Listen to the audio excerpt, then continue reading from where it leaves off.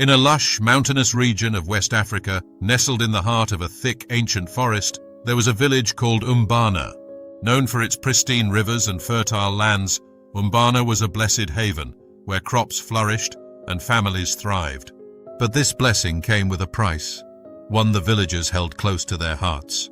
Never betray your family, for it would bring upon the curse of the ancestors. Umana was governed by a wise and just woman named Nkem, who was deeply respected and loved by her people. She had only one daughter, Ifeoma, a young woman of breathtaking beauty and intelligence. But Ifeoma was not known for her virtue. As a child, she would throw tantrums to get what she wanted, and as she grew older, her demands became more audacious. Her mother, Nkem, had tried to guide her with patience, but the village knew that Ifeoma was ambitious in ways that teetered on greed. In the heart of Umana, stories circulated of a legendary necklace, a beautiful artifact known as the Omanala. Forged from pure gold, adorned with gems that sparkled like the stars in the night sky, it was said to possess powers granted by the spirits of the ancestors. The Omanala could bring unending prosperity to its wearer, but it had one stringent rule.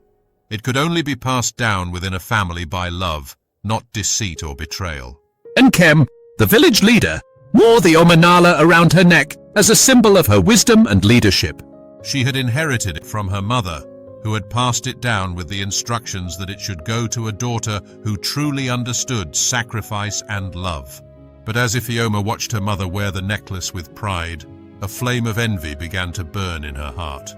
She wanted the Omanala not to serve her people or honor her ancestors, but to secure wealth and power for herself. One evening, Ifeoma approached her mother as they sat by the fire under the vast star-lit sky.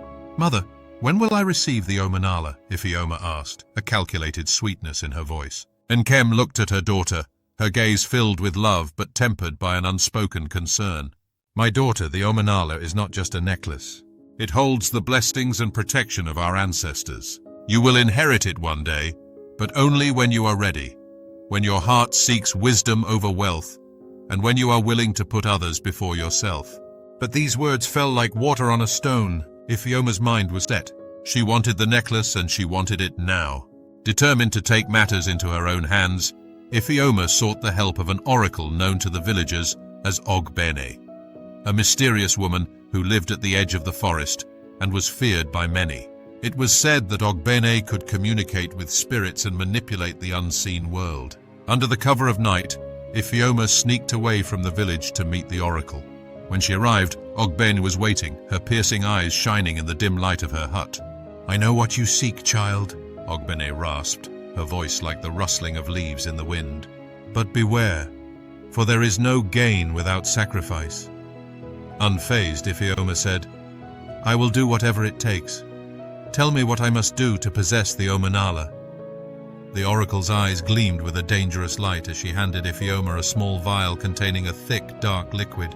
"Your mother's heart must be turned cold toward you. The spirits demand this sacrifice before you can wear the Omanala without consequence. Give her this potion, and her love for you will wither like a plant in the dry season. Only then can you claim the necklace." Without hesitation, Ifeoma took the potion, her heart beating with anticipation. She thanked the oracle and hurried back to the village, a sinister plan forming in her mind. The following day, Ifeoma prepared her mother's favorite drink and carefully poured the potion into it. She brought the cup to her mother with a warm smile, masking her treachery. "Mother, you work so hard.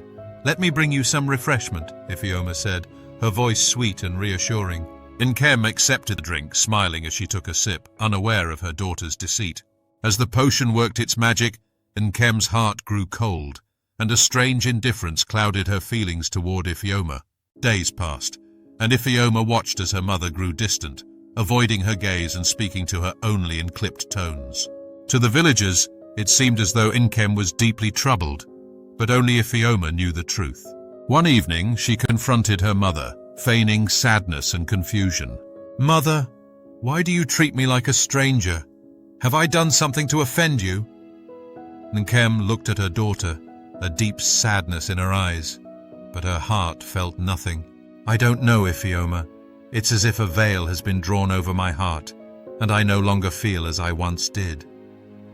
Ifeoma, seizing the moment, begged her mother to pass the Omanala to her, claiming that the village needed a leader who could love them fully, someone unburdened by this strange detachment. Nkem, weakened by the effects of the potion, reluctantly agreed. She removed the necklace, placing it around Ifeoma's neck with a heavy heart. As Ifeoma stood there, triumphant, the villagers gasped at the sight. They sensed that something was terribly wrong, but none dared to speak. At first, Ifeoma basked in her newfound power. She wore the Omanala with pride, ordering the villagers around and taking advantage of her mother's former authority. She used her position to amass wealth, demanding tributes and gifts from those seeking favor. But soon, strange things began to happen. The river that had once flowed abundantly started to dry up. The crops began to wither, and animals that had once roamed the village freely disappeared. The people of Umana grew anxious, whispering that the ancestors were displeased. One night, Ifeoma had a disturbing dream. In it, she was standing in a field of ashes, with shadows surrounding her. Her mother appeared, her face gaunt and eyes hollow, as if drained of life. "You betrayed me, Ifeoma," her mother's voice echoed, filled with sorrow. "The Omanala is not meant for those who deceive. Your actions have brought a curse upon this village, and it will not end until you make amends." Ifeoma woke in a cold sweat, but she dismissed the dream, believing it to be a mere figment of her guilt. But as the days passed, her wealth became meaningless. Strange boils appeared on her skin, painful and spreading, and each time she looked in a mirror, her face appeared more hollow and twisted. The villagers too began to see her transformation and spoke openly of the curse. They feared her, avoiding her gaze and refusing to acknowledge her authority. Isolated and desperate, Ifeoma sought out the oracle once more, demanding to know why she was suffering. Ogbane shook her head, her face expressionless. "You were warned, child. The spirits demanded a sacrifice, but you took what was not freely given. Your only chance at redemption lies in returning what you stole and asking for forgiveness from the one you betrayed." With a heavy heart, Ifeoma returned to her mother, who was now frail and bedridden. She knelt beside her, tears streaming down her face as she confessed her betrayal. "Mother, I was blinded by greed. I took the necklace for my own gain, not realizing the pain it would cause you and our people. Please, forgive me. I am willing to bear any punishment to lift this curse." Nkem, weakened but still wise, looked at her daughter with sorrow. "The ancestors are merciful, Ifeoma, but you must prove that your heart has truly changed. Return the necklace to me and take the burden of healing this land upon yourself." Ifeoma removed the Omanala, placing it gently around her mother's neck, feeling the weight of her actions press upon her soul. From that day forward, she worked tirelessly to restore the village, tending to the crops, helping the sick, and begging forgiveness from the villagers she had wronged. The curse lifted gradually as Ifeoma's genuine remorse touched the hearts of the villagers and the land. Over time, the river flowed freely once more, the crops flourished, and the people of Umbana began to forgive her. Though Ifeoma had returned the Omanala to her mother and was working hard to heal the land, the villagers still held resentment. Many refused to speak to her, and some avoided her entirely. The curse might have lifted, but Ifeoma's journey toward true redemption had only just begun. Determined to prove her sincerity, Ifeoma began rising at dawn each day, traveling to the edges of the village to gather herbs and heal the sick. She worked in the fields alongside the villagers, repairing homes, tending to the elderly, and guiding the young. She never asked for thanks, knowing her past actions had built a wall of distrust around her. Weeks turned to months, and slowly, some of the villagers began to see her dedication.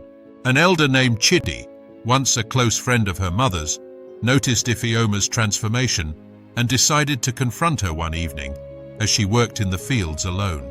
"Ifeoma," he called, his voice steady but weary, "why do you continue this path when few here welcome you?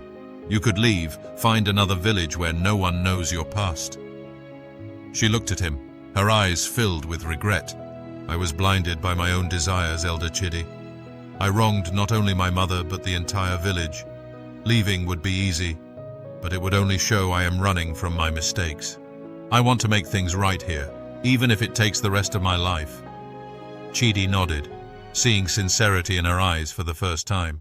That night, he told the other elders about their conversation, and gradually, word spread of Ifeoma's dedication. Some villagers softened, though others remained wary.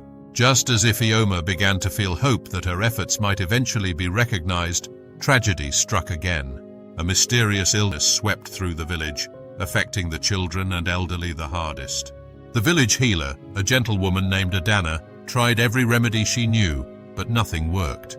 The villagers, fearing the illness was a sign that the ancestors were still displeased, looked to Ifeoma with suspicion. Some whispered that her actions had brought this new calamity upon them.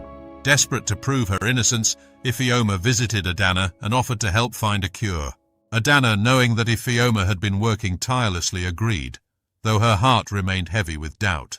Together, they traveled into the deepest parts of the forest, searching for a rare herb rumored to possess healing properties. The journey was perilous, filled with treacherous paths and hidden dangers. They encountered wild animals and had to navigate through swampy terrain, but Ifeoma did not falter.